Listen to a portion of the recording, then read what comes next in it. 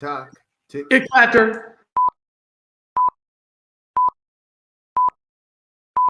Hey!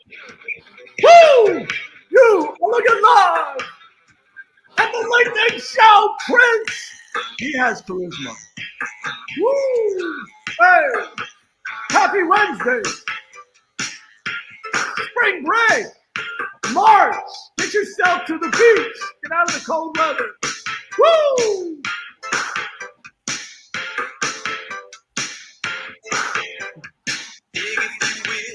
Michael. Jackson. Welcome to the show. How are you doing today? I'm doing great. I am doing fantastic, and weather is great down here. We are close to the beach and living large because of it. You are about to get inundated with the spring breakers, so stay away from the beach where you are. Mike, South Florida, living big time, and so welcome to the show. Great to see you, Michael. Prince taking us in, or the symbol formerly known as Prince, right? Oh, he's back. He's the Prince. He's Prince, formerly known as Symbol. Is that what it is? He went full circle. He went full circle. Definitely someone who had the charisma thing. So, hey, welcome to the show. Today's topic, we were going to talk about the it factor. Hey, do you have the it factor? If you don't, can you get it? And, we talk about when we mentioned that, it's like I sent a couple definitions via Google, a very interesting dynamic. They say it's mandatory. So today's topic will be that, the it factor. Love that. And so what I'd love to do during today's show, if you have somebody you've met in your life, and you feel like they have the it factor, would love to put their name in the comments, and would love to share that throughout the show. Or if you're watching this on replay, add somebody maybe that you've met. In fact, we're going to talk about some of that throughout the show. And before we jump in, I just want to remind folks that we are sponsored by i.help, and so super fortunate to have the folks over at i.help. New platform just released this year. Amazing, perfect for the new virtual work environment where so annoying. I know I experience this every friggin' single day. I'm like, oh, here's the web link. Oh, here's our website for the company. Here's my schedule online. Like all these different links have to send people 4 and 5 messages. And so what iHelp has done is consolidated all that into like one page where all of your stuff is on one page called i.help/whatever. Or any URL you want to. They'll set up a page with all of your stuff on one view, all of your social media, share big files, have someone call you, schedule meetings. i.help, way to the future, $5 a month. Go get yourself an i.help page, because when your name's gone, 6 to 8 months from now, you're going to be irritated. Like you wish you had @Jack on Twitter or whatever. So go get your i.help page, $5 a month. Best investment you will make. Amazing new platform. And look, just because you're listening to this top million LinkedIn Live, you're actually getting the prelim on the i.help solution. So you've been told in advance, when it explodes, you were on the inside circle. Just remember that. Jack, and I think that the people that are our audience, right, are the people trying to get ahead of the curve. I mean, that's what we're all here for. We're here about getting ahead of the curve, and i.help is the new curve. I mean, this is how you get ahead of it.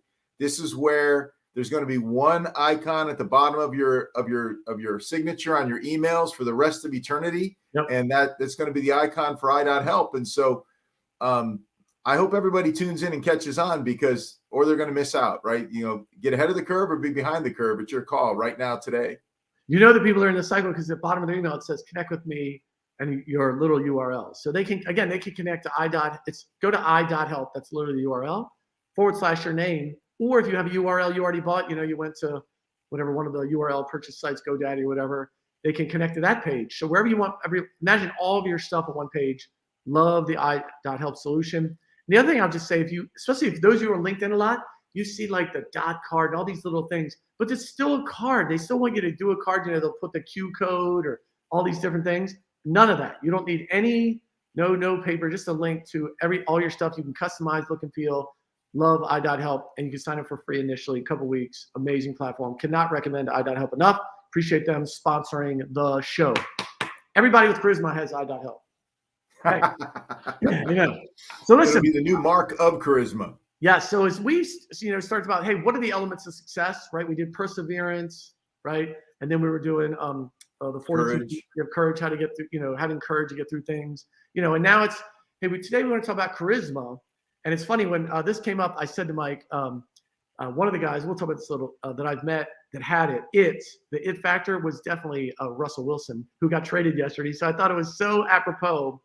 He's going to get, oh, there you go. He got traded from the Seahawks over to the Broncos yesterday. So we must have knew we were doing the show about him. But I was around him. I went to the Super Bowl and had a chance to meet him. He definitely has. He radiates this thing that we'll get into. But I went to Google and I said, well, what does Google say charisma is, right? What is the it factor?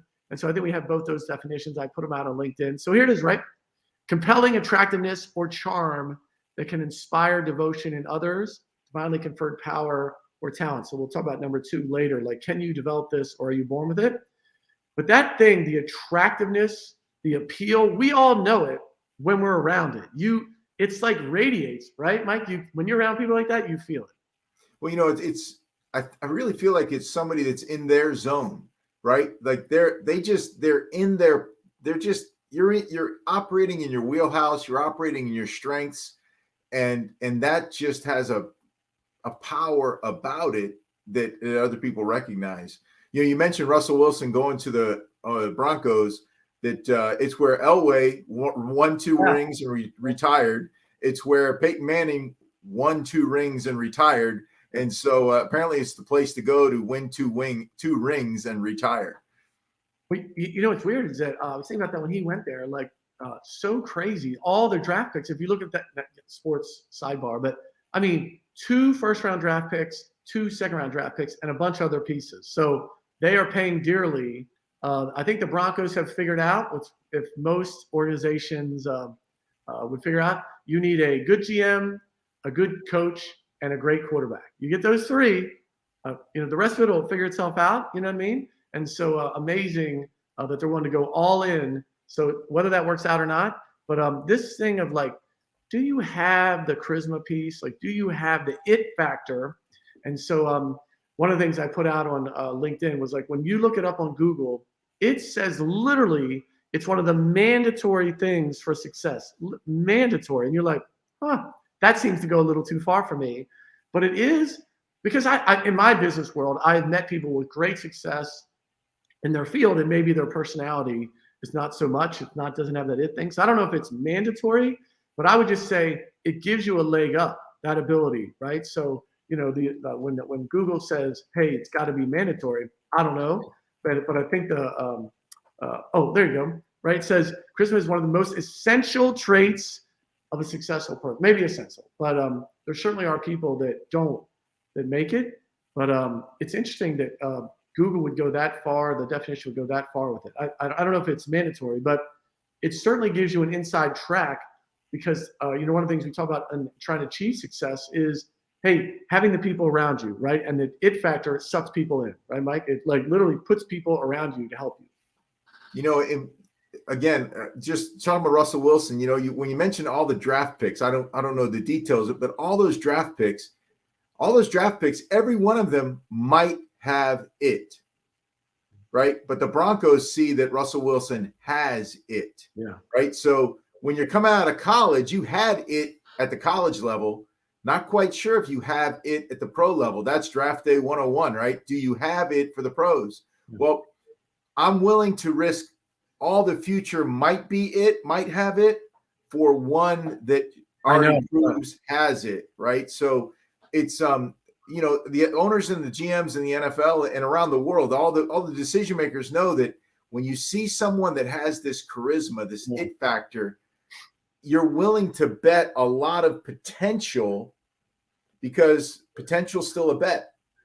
When they have it, the bet is how long will they be able to keep it, right? Because that's the only bet now is, does Russell Wilson have 6 years left of NFL level quarterbacking, or does he have 6 months left? We'll see. But what's interesting, you say that, like, even no matter what. So the backdrop, I went to the Super Bowl, I mentioned a couple of years ago, and Russell Wilson's there, as the Seahawks didn't make it. So they bring him on as a guest commentator, and so had the chance to be around him a little bit. and it was palpable. Like he was on set with 3 or 4 other current or ex football players, and I mean, and he's short. He's a shorter human being, and you could just see the way he moved and the way he spoke with people and the way he held himself. And so even as his quarterbacking, for the Broncos only care about his quarterbacking, obviously, but even after his career, that's going to stay with him. And he just walked around a TV set, which was very new for him. I think this was year 4 or 5 for him in the league. But he just was like so unbelievable. And the other folks around him, were Hall of Fame type people and well known. So it wasn't like, oh, of course he's an NFL quarterback. He's runs the room. He's around other like alpha people. So it's not amazing. And so one quick side note about the Broncos, I saw in a post, they could have drafted Russell Wilson many years ago. Mother crappy quarterback, because he went like 15 picks later. So now 5-6 years later, they're back to the making up for the miss of that moment. So I wanted to go through a couple of people, including the Russell Wilson story. But I think, Mike, you have a story of a kid that kind of maybe felt he did not really have charisma. Well, it's crazy that in class one day, the teacher yelled "mouse," and all the kids scurried about, absolute chaos. It's like 3rd grade, and in the chaos, the teacher finally says, find the mouse, and get the mouse, and all the kids are scurrying around, and they're not having any luck. They can't find the mouse, and then finally she says, "Shh, Stevie, can you find the mouse?" And Stevie thought for a second, and he listened, and he says, "I can hear the mouse. He's over there." And they went and they got the mouse. And she said, "Stevie, that was amazing. You used your gift so well." Well, Stevie was blind. Stevie couldn't see, but his teacher knew that he could hear better than anyone in the class because he was blind. And it was the first time that Stevie could remember that someone recognized him for having a special gift. And so Stevie dedicated himself to say, I am no longer going to focus on the things I don't have, like sight. I am going to focus on only the gifts that I do have, and I'm going to make the most of them. And Stevie went on to become Stevie Wonder, little Stevie Wonder. And if anybody has charisma, right, the outward appearance of charisma, the feeling, the sense of a power has entered the room, it is Stevie Wonder. And it's amazing because, nobody thinks of him as having a handicap, even though he definitely does. But it's that he had all of that in him, but until somebody else recognized something special in him, he didn't recognize it either. Yeah. So it was a we call that an impending event, something that happened that compelled him forward. And so that was an inciting event. That was his inciting event, a mouse in the classroom that helped him realize that there was something very special about him, and he needs to maximize the things that are special about him and not worry anymore about the things that he does not have. And so we all have that ability, that we all have that opportunity. But I think each of us also has a time in our lives when somebody recognized something in us that we didn't see ourselves. Yeah. And on the other side of that, we make a decision of whether or not we are going to accept that, or say, oh, shucks, that ain't me. You're just saying nice things about me. Or say, whoa, somebody saw something good or even great in me. Am I going to accept that and then build my life around that? Because I think charisma comes when people are just operating in their strengths and people acknowledge that. They go, wow, there's something about him. But if you're operating, outside of your wheelhouse, in your weaknesses, you're worried about what you can't do, people will walk around going, we can't do that. We can't get there. We've got a challenge. I don't know if we can ever make it. Nobody ever says those people have charisma. Well, there's 2 things from which is very interesting, that the story you told. One, I think if you try to put yourself in that spot of Stevie Wonder, blind, and I think in the musical industry, you wonder like how he gets the music, the notes, all that stuff. Like when someone makes it, we look back and go, of course they made it. You know what I mean? Like Like we are of course people. Like when somebody achieves great success, we're like, yeah, of course. But it's the time, the build up when no one knew them. That you think about those moments, it must have been incredibly hard, especially many decades ago, to work through that. And the second thing I think about, I'm sure you got that story either from a book or from a documentary. One of the things I love, one of the things I study, we'll talk about, developing charisma, is I love either books that take you behind the scene, or I really love documentaries where they delve into a situation and you get to see somebody before they make it. You know what I mean? Like it's easy once they make it. Once everyone knows Oprah's name, but when you watch her life story, somebody who came through Baltimore, by the way, right? You like see all the things they go through, or Clarence Thomas, or some of the Supreme Court justices, the things they went through. I love that, because that's the hard part for all of us, right? It's once you got the lottery ticket, you achieve success, you have the job of your dreams, or once it's there, you're like, yeah, I'm on cruise control. It's when you don't know, you're X years old, 20s or 30s, I'm not sure. You're trying, you're doing all the things, and you haven't had maybe your success yet.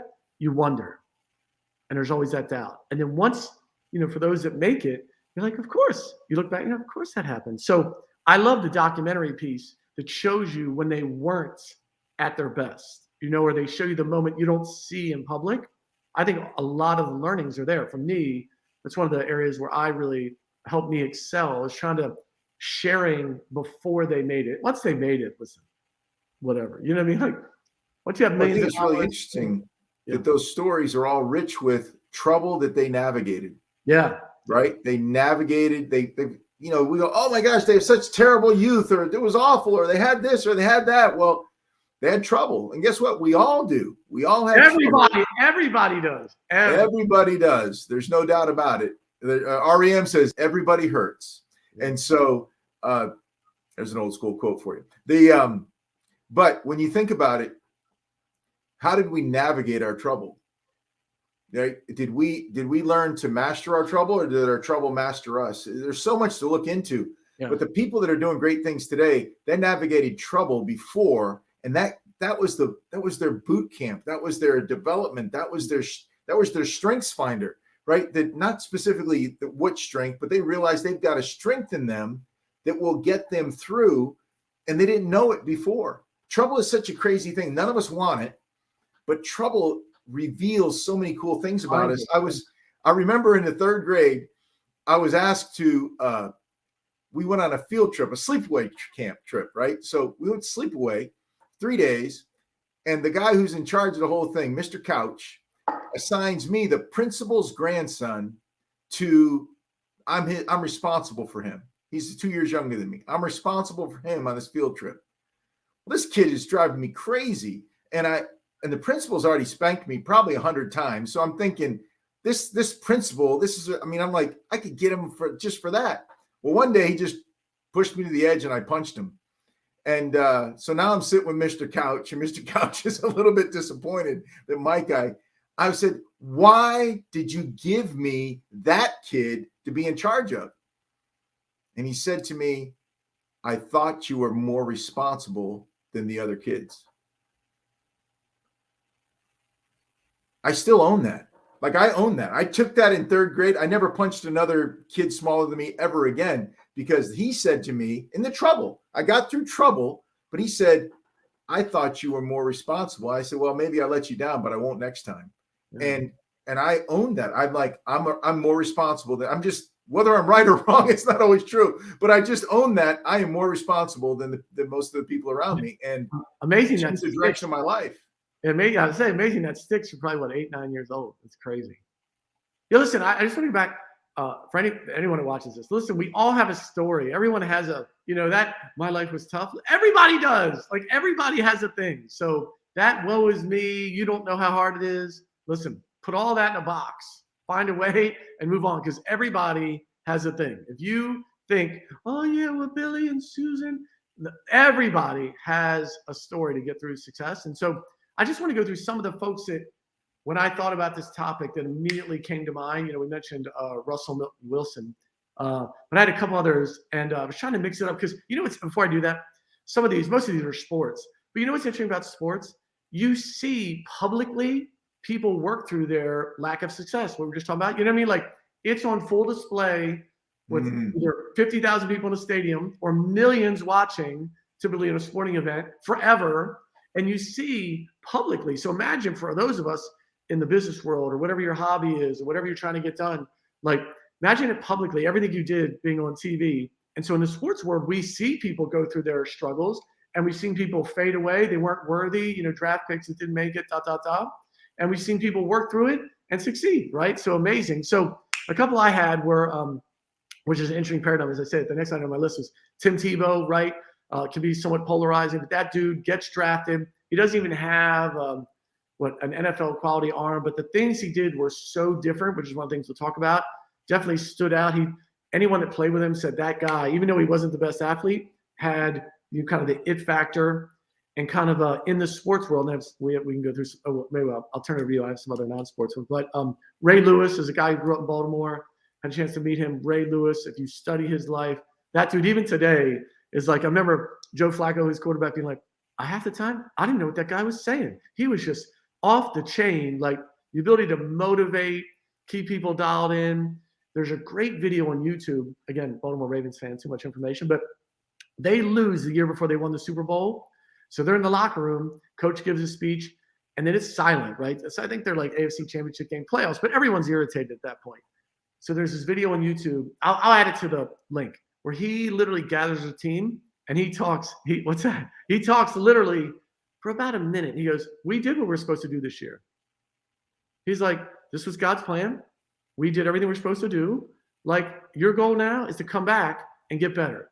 Right. And so that was the moment they wound up winning the Super Bowl the following year. Like, you felt through the TV, you could feel like, because everyone's down. Amazing stuff like that leaders do. Cal Ripken, those are my other sports people. Does anybody have charisma outside of Baltimore, Jack? Oh yeah, I have a couple. Well, Tebow's not, and Russell Wilson's not. But I had the chance to meet both, Ray and Cal. So they definitely both had that thing, both super well known. So I started with two outside of Baltimore. So I know. What about your world, Mike? We happen to have pictures of the Baltimore people. Russell Wilson was up there. Come on. I'm playing. Well, listen, I think that what's really cool is that there's something about them that you just say they're a winner. Like, they win. You can't figure it out, but they win. And then there's other people that have everything they need, but they don't win. Like, and the crazy thing is that Dan Marino comes to mind because he's famous for getting to the bowl in his rookie year and never getting back. Yeah. But he was one of the top 5 2-minute drill comeback wins in the NFL history. Yet he didn't win. Like, he just didn't win enough. And it's just such a strange thing that he seemed to have it. And he seemed to have all the skills. He seemed to put up all the numbers. But at the end of the day, maybe he didn't talk to the defense. Maybe he had it to rally the offense, but maybe he didn't talk to the defense. Maybe he should have. I don't know. But there's a whole team that you got, there, whatever it is, 56 guys, that number changes, but it's around 56 guys on an NFL team, right? And they've all got to pull, right? They've all got to get all in the same direction. So if you only get 28 of those guys to kill it and 28 you ignore, well, you only got half of it, because the other half, it may not, you could have pulled everyone, because Russell Wilson will walk the sideline until the gun goes off. We're in it. And he goes to the defensive guys and he goes, "Get me the ball back." And he goes to the offensive guys, he goes, "We're going to score." And he just keeps going up and down the field. He's rallying everyone. And I'm just wondering that when you have it, does it come with responsibility? You can't spell responsibility without it. You just came out with that one. Now you made that one. Yes, and then so some non-sports people, right? Because I think most of the if you're not a sports fan, you're like, what would that be? So when I was thinking people, I wanted to provide people I'd met, because sometimes there's a false illusion of having charisma or it factor, because you see them on TV, right? Just because somebody is well known doesn't mean necessarily have this kind of charisma, endearing thing about them. And so I tried to find folks that I had met along the way. and that connect. And so some of the other folks that struck me when I think about it, I think we have some pictures of those. I know you mentioned, Mike, you mentioned Malcolm Gladwell. Oh, he's one of my favorite writers. Yeah. And Malcolm Gladwell can become, he comes across as the expert in everything he writes about. Yet when you understand what he's doing, he spends about a month, maybe 2 months on the stuff that he really develops. And he's world renowned. People say, the Gladwell 10,000 hours. Well, he didn't come up with that. He wrote about it. And I just think there's some way he is in New York City. He's one of the most sought after dinner guests by the rich and famous of New York City, because he is the most interesting person to talk to. And he's talking about what other people thought of, what other people did, what other people came up with. But he has a way of just bringing it that keeps people entranced and want to hear more.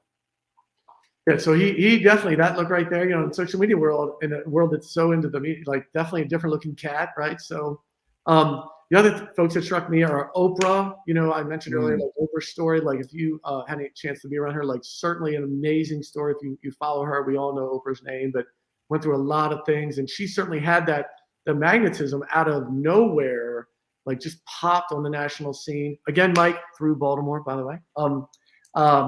Other folks that struck me, I've not met Rihanna. She definitely, when I see that in the music world, she has a different vibe about her. Folks, very kind of a poor background and managed to overcome that. Amazing. Steve Jobs, we all know, a person that literally revolutionized, not necessarily the nicest person. We can talk about that a little bit, but who could say they revolutionized 4 or 5 industries, from computers to phone to music? Amazing. There's a series of political folks, or if we stay in music, was it Jay-Z, the power couple Jay-Z and Beyonce? I mean, amazing, and so obviously I think there's a lot of entertainers that achieve. A lot of people can sing or rap, but the folks that have that extra little it factor, the charisma pop, more probably than just having talent. And then on the political front, I had the chance to meet Rudolph Giuliani. I know he could be somewhat confrontational. Or controversial, but he was down in South Florida. I'm not a big New York guy at all, but this is years ago when he was the mayor, and he like and running for president. He like at the time, we just had that thing. He walked to the hotel, and you're like, oh, this palpable. It's crazy. And so and then the other one I know you mentioned, Mike, was Mr. Rogers. It was so funny. Look, the production crew's like, we're definitely doing Mr. Rogers. So again, that dude right there does not look like somebody you're like, oh, he has the it factor. What was that? What? So there's just some folks. I think there's a part of all the people you mentioned. You mentioned that there's a lot of people that have talent, super talented.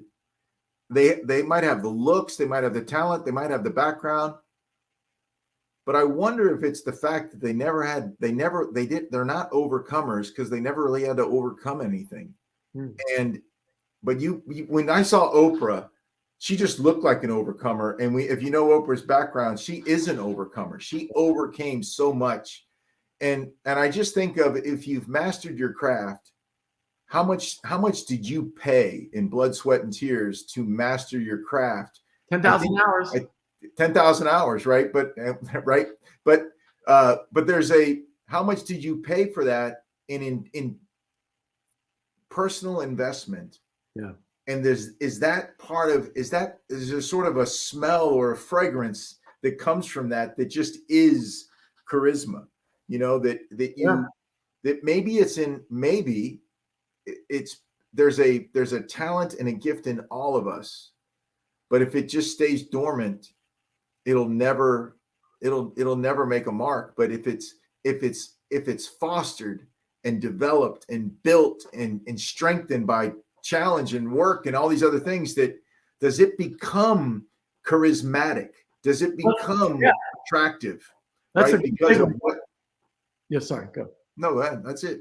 No, yeah, that's a great segue, because I think the it factor, the charisma part, Google saying it's an essential. Then it's like I think most people that are on this journey, a lot of folks on LinkedIn, how do I get there? How do I get to my level of success? It's like, hey, do I have that? And if I don't, can I get it? It's a whole, like, are you born with it? or you develop. And so before we do that, I think it can be developed. I have three little things that I think people can do if you're looking to develop charisma or have a charisma or evolve this it factor. But before I do that, I just want to say, listen, it's not for everybody, right? So I just want to be really clear on that. It's not, because with it comes some responsibility. With it comes eyeballs. You know, when you start to put yourself out there, and so encourage folks before you I want to be whoever, Kim Kardashian or Stevie Wonder or Oprah or whoever you think. Like, it comes with responsibility.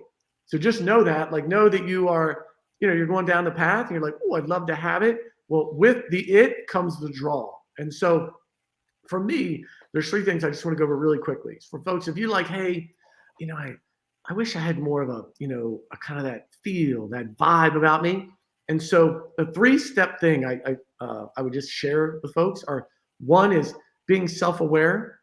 And so one of my biggest maybe pet peeves are when folks are self-unaware. It's super challenging. So if you don't have the ability to look in the mirror and assess yourself, you're never going to get there. Like, one of my biggest pet peeves are, if you're from New York and you're over the top, a little, whatever, obnoxious or whatever that New York vibe is, it's okay as long as you're aware of it. But for the ones that you're oblivious to what's happening, it's like, what? Like, you don't know that you're very aggressive. So the ability to do inventory, be self-aware is so important. Like, where are you strong? Where are you weak? So that's number one. The ability to look at yourself, be self-aware. 2, the ability to study others. So in whatever space, maybe it's not work, maybe it's in your hobby, maybe it's in something you love. You know what I mean? Like, there could be other things, like the ability to study others, like how they hold themselves, how they dress, what do they put out for the public via social media. If you have the chance to be around them, how they carry themselves. Just that ability just to observe is super beneficial, because you're like, oh, what are they doing to provide that vibe? Like, what makes them separate? So that's the second one. So be self-aware, studying others in the arena that you want to maybe stand out in. And then lastly, strategically doing things 180 degrees different, right? And this always comes to me, like, I always think about Charles Barkley back in the day. It was just like, oh, athletes are role models, athletes are role models, athletes are role models. And I think just in an ad hoc interview he's doing, he's like, I'm not a role model. And neither are, he sees them in the light, goes, neither of these guys are around. Both these guys are not role models. I'm not a role model. And so when I say do things different or opposite, I don't mean like a knucklehead. Like, I'm not telling you to dye your hair blue and be rebellious and wherever you are. For me, it's strategically. We all know this. When you're going through your life, we see things that happen. We go, that seems unfair. That doesn't seem right. I wish somebody would do it differently. And you doing it differently has a pronounced impact on everyone around you and starts to create that thing. One example too, the young man who's there was a lady, it was an African-American, this video was about 2 years ago, African-American gentleman on the stand, a female, white lady had killed his brother accidentally or on purpose. She was found guilty. He gets on the stand and they all think this guy's going to yell at this lady. He says, hey, can I just give her a hug? And that went viral all over the internet, where this young man who'd lost his brother, this lady had killed his brother. There's some racial tensions. Obviously, the brother's dead. He's like, all I want to do is give her a hug. And usually the judge would be like, is this really going to happen? Does he have ill will? And so doing it different, those moments will help you develop the kind of charisma, it factor for you. Being self-aware, studying others, and strategically doing things a little different. And the last thing I'll leave you with, Mike, a comment would be remaining confident. Like, that thing that you're doing, it comes with this confident thing. Sometimes not when you really believe it internally. That whole, like, that phrase, fake it till you make it. The ability to, like, have confidence when everyone else is going the other way is one of the outtakes of charisma. So that's what I think it's definitely to be developed. People can create the it factor, the charisma part of them. And those would be the 3 steps I would encourage folks to follow through on. Jack, there's and those 3 steps, it just reminded me of a quote that's like 2,000 years old. There's a quote that says, you weren't born with fear. So you were born with these 3 things: love, power, and a sound mind. And if you think about that, it's not love. So I have to love me. I do have to love it. I got to buy into the power that's in me. I got to love me, but I can't just love me. I got to love the folks around me just as much. I really don't have to love them more. It's just, I need to love them just as much as I need to love me a lot. And I need to love people around me just as much. So I just need to love me and those people around me. So I thought when you said number 1 and number 2, right? It's like, you got to love yourself. You got to figure out who you are, and whoever you are, love you. And then you got to look around at other people that are ahead of you, behind you, and say, listen, what can I learn and gain from them? But then I got to love myself, right? But then I've got power in me. There's power in me. I've got to discover it. If you don't see it yet, get busy. Get busy now. Get busy now. Yeah. And find that power in you. And then what's really interesting is that there's a quote about charisma. And if you're missing charisma without character is postponed calamity. You've got to have that self-control. Charisma without character is postponed calamity. It's not if, it's when, right? So, because basically, if you have charisma without character, you're a poser. Yeah. Posers are called flash in the pan. Posers get their 15 minutes of fame. Posers, but they don't get 16 minutes because they're posers. There's no substance. There's nothing behind their words. There's nothing behind their actions. They're in it for themselves. They're missing that love for other people so many times. And so when you're the real deal, so many words we use for the it factor: winner, the real deal, he's got it, she's got it, she's got that thing, right? So What is it? What's that thing? Well, it's the love in you that makes room for other people in your lives because you love them. It's the power in you that you want to share with other people because you love them. And it's the self-control that keeps you from doing stupid, self-destructive things and also stupid things that hurt other people, using your power for good through the love you have for others. It's so funny. Probably TMI, you told a story when you were in 3rd grade. This is the true story. When you were saying that, my buddies and I in college, we had a close-knit group. We would literally, at this point, not achieved anything in life, overly cocky. I think that comes with some charisma, 100% just have achieved nothing, just overly cocky. But we would look in the mirror, be like, you are the man, right? We would look in the mirror. And then when people were around and see that, they'd be like, what's wrong with you? I'd be like, well, listen, if no one else is gonna, and look, this space is not exactly, this is not exactly top 10 material. If no one else is gonna tell me I'm the man, I better tell me I'm the man.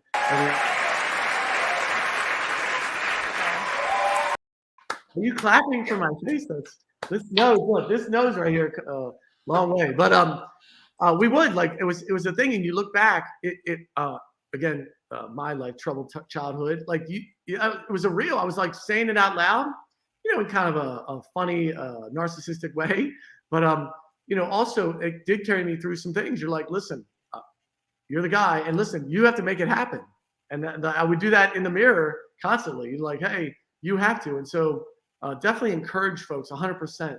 So that self-love thing, it comes with this confidence, right? You can 100% build charisma, create that it factor, being self-aware, studying others, and finding your strategic niche in that. How are you going to do it differently? All the people we talked about took a path that was a little different that allowed them to stand out, right? And so this topic, I think, is so important because I think it's a desire. If you're trying to get somewhere, you want to have that little buzz. You want it to be easier to attract people, right? It can be challenging sometimes. So if I could just close with one thought that I saw somebody speak last week, and he said, everybody's got 2 jobs. You either have a job, go to it and do it great, or you don't have a job and your job is to find a job. You got 2, there's only 2 jobs for adults, right? Either go to your job or get your job, one or the other, but everybody's got a job. And I was just thinking about that concept. And so I just want to challenge everyone. I'm not buying it. Everyone has a powerful strength inside them. They either know it, so go leverage it, or if you don't know it, find it, discover it, figure it out. Those are your 2 jobs. Either leverage the strength that's within you or figure out what it is and then leverage the strength that's in you. But don't tell me you don't have one. I'm not buying. Yeah. And I think it's where, she won't love this, but the producer of the show, my stepdaughter, quiet, introverted, but you see her pop off on Twitter or some other things, the other side of her comes out. So there's a spot for everybody to do their thing. And it can be easy to poo-poo this, like, I don't care, but you do, I promise you this, in the moments that matter most. So like, even if you feel like, I don't want to do it for myself, it's like all this building your career, you will if one of your loved ones, if as you create your little sense of charisma and it factor, if that helps your mom, your kid, your brother in some aspect of life, right? If you create your it factor, whatever, in a hospital and somebody needs care and you're able to help them get it, you'll love you have it. Whatever in the world's events today, somebody that has whatever, a helicopter and your family's stuck in whatever, Eastern Poland or Western Ukraine, and maybe you have a chance to get some people out, you'd be like, oh, I'm so glad I did that. So we all, like I agree, Mike, we all have a time and a place to create your little sense of community where you're like, oh, this is my spot. This is where I want to create some buzz, which is really what we're talking about, around the things I love most. So encourage you to spend some time thinking about that, what it is, how it works. I don't think, because it's definitely developable, if that's a word, can be developed, right? It's just, do you consciously want to do it? So some people definitely are born with it. There's some like the Joe Burrow, who just won, I guess lost the Super Bowl, but you could tell the people around him, the guys around him were like, oh, that guy. He's only second year in, injured most of the last year. He just has that buzz about him. So super good for him. Good. Yeah, you mentioned something about him though, but he missed the season, right? Supposed to be, he's in his rock star age. He missed the whole season with an injury. That built character in him that nothing else will. He had charisma. Now he has charisma he has that charisma with more character, because that time off built him up on the inside out. He came out stronger, right? He came out, you think injuries make you weak. They make you stronger. Well, listen, I'll wrap on this. All the bad things in life make us stronger. We all sit around and go, oh, I wish I had an easier life. I wish things were easier. But you know what easy life creates? Softness, doughiness, donuts. It's not the best. When we as human beings, we're wired. When we learn the most, when we grow the most, it's through the fire. It's not during the easy time. No one sits around and goes, today really developed while I was eating bonbons and watching a marathon episode of whatever show you're watching. Like, turn off the TV, right? Through the struggles, we get to where we should be, and it builds that resilience, and it creates some fire, charisma, the it factor around you. So encourage you sometimes, as the Bible says, enjoy the moments maybe that aren't the most peaceful. Find the fire that's in you and walk towards it.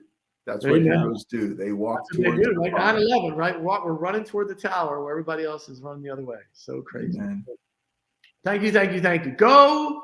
Make sure you have developed yourself some charisma. Amazing. Thank you, Mike, for today's time. And let the world know about your charisma through ihelp.com. I got help.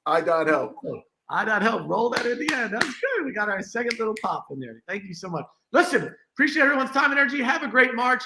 Take some time off. Make sure you celebrate spring break as well. And so thank you for your time and energy. We'll see you here next week with the next tips to success. See you soon. God bless. Stay safe. We're out. See ya. Bye.